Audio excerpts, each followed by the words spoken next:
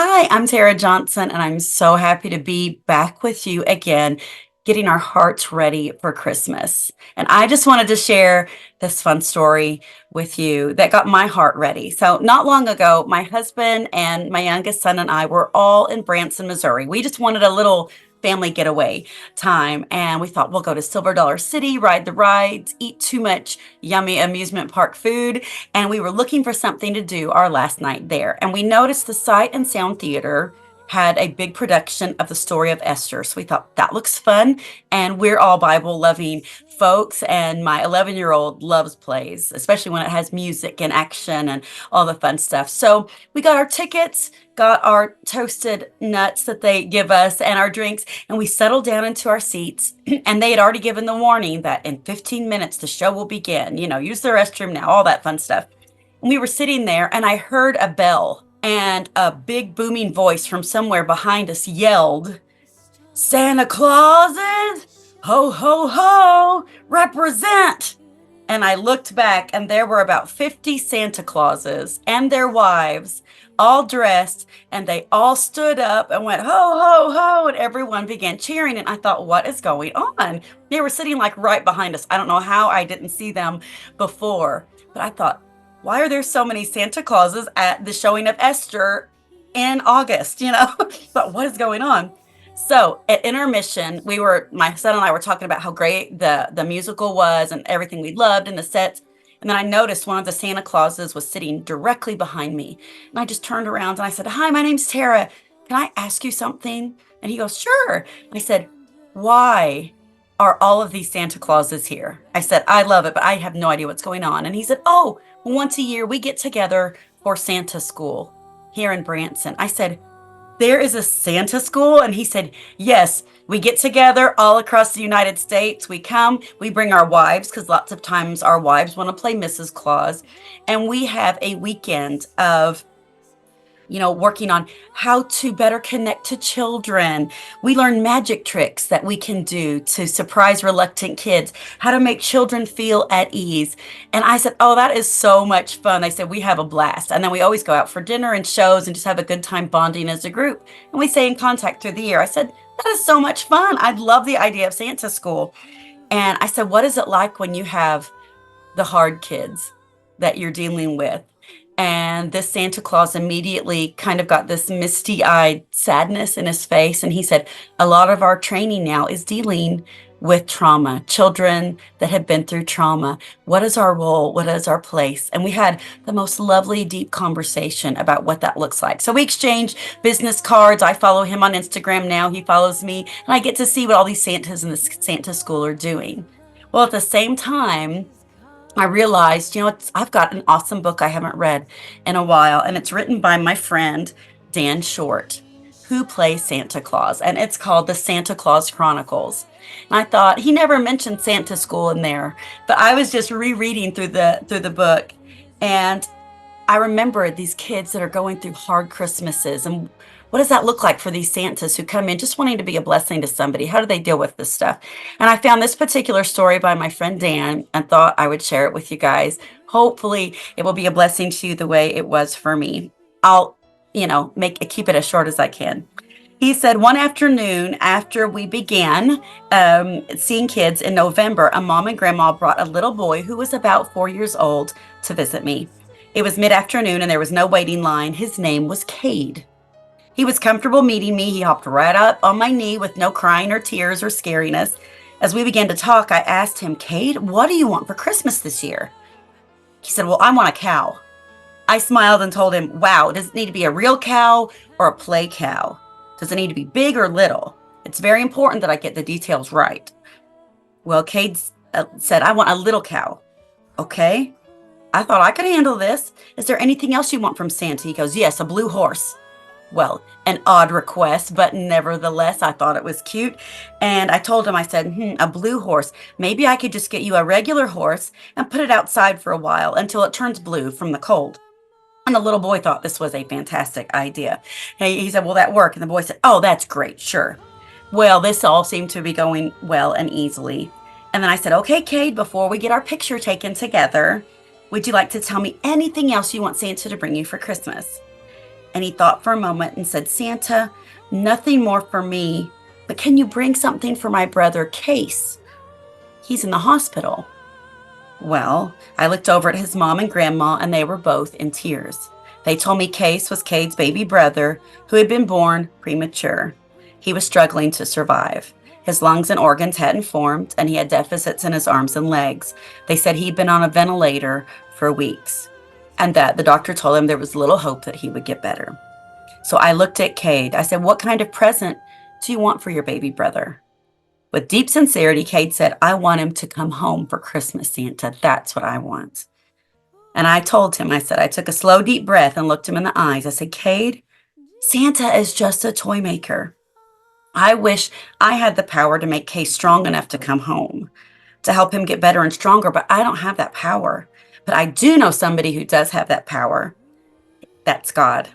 Why don't we ask him? Would it be all right if we pray together and ask him to help heal your little brother in time for Christmas? Cade said yes, and I asked his mom and grandma to join us. So we formed a circle, held hands, and I asked God to make Cade's little brother all better and to bring him home for Christmas. I couldn't speak, and we three adults sat there and blubbered through this holy moment. I turned my attention back to Cade when it was all done, and I thanked him for his prayer and told him he had given his little brother the best gift ever.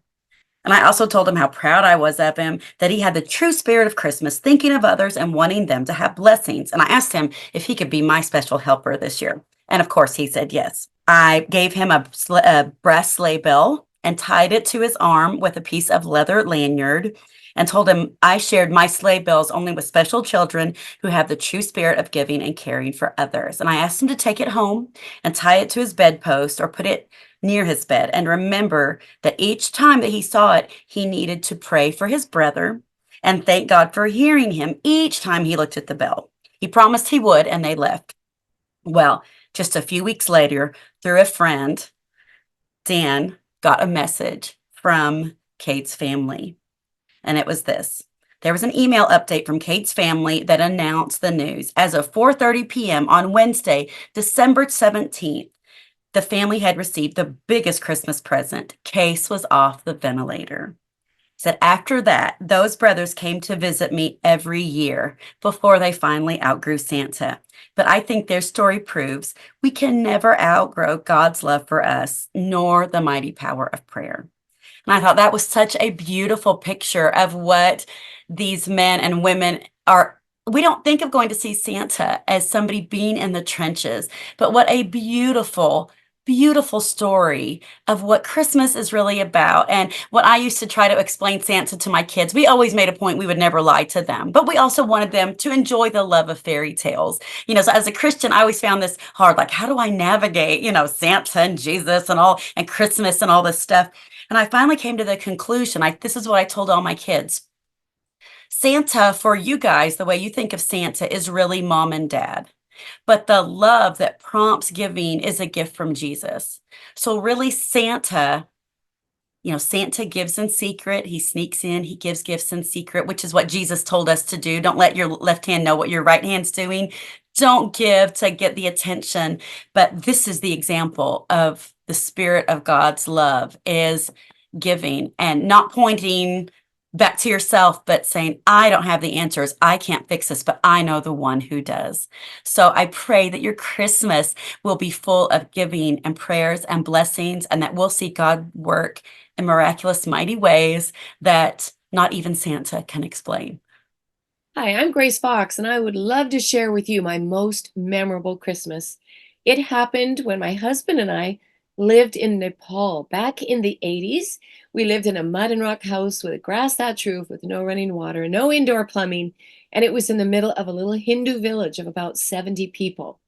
So there were other people working on the hydro project that my husband was involved in, other expatriates, but we all lived in separate villages about a half hour's walk away from each other.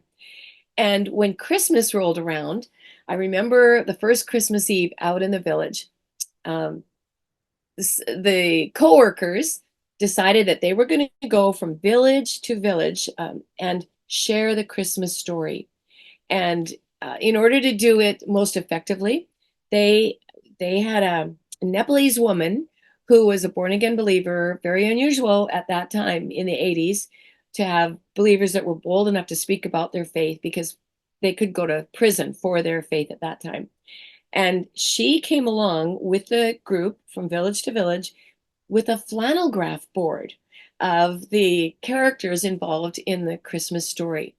And she would speak it in her own language and, of course, be so fluent, not like the rest of us expats that were still struggling with learning the language. I guess I was pregnant at the time and really struggling with nausea. So I was not a part of the group that went from village to village, but they came to our village and all of our neighbors came around and gathered in this little area that we would call it a front yard, but it was pretty basic. And they just all sat right on the mud and listened to her as she sat on the little ledge of our doorstep, set up the flannel graph board beside her, and somebody held a kerosene lantern there because, again, there was no electricity. So a kerosene lantern, and that lantern with the glow just flickered on the flannel graph board and the characters. So this gal told the Christmas story to people who had never heard it before. I'd never witnessed such a thing. I was in my mid 20s at that point, but I remember sitting and watching the people's faces with the glow of the lamps are flickering on their faces as well. They were mesmerized by this story. They'd never seen flannel graph before either. And so they were mesmerized by the Christmas story. And as she moved the characters about the board, and I remember thinking to myself, wow, I grew up in the North American culture where Christmas involves, you see the Christmas things in the store before Halloween is over, and Christmas trees and Christmas lights, and there might be Christmas parades in town, and all of the things that go along with Christmas in my North American culture, the turkey, the stuffing, the cranberries, the whole 10 yards. But I had none of that year. None of it. Everything was stripped away. And we had the Christmas story in its entirety just put before us on the flannel graph board in that beautiful simplicity. And Christmas for me has never been the same. So even though I came back to North America several years later and I've lived here since, I can honestly say that I go back to that as the most memorable Christmas in my life, remembering to strip away all of those things that we can make Christmas about that are tradition, but they have nothing to do with Jesus, God, Emmanuel, coming to dwell in our neighborhood and become one of us. And so that's my most memorable Christmas. And I plan to remember that for the rest of my life because it influences the way I celebrate the season. But remember Jesus, have a wonderful Christmas, and know you are loved.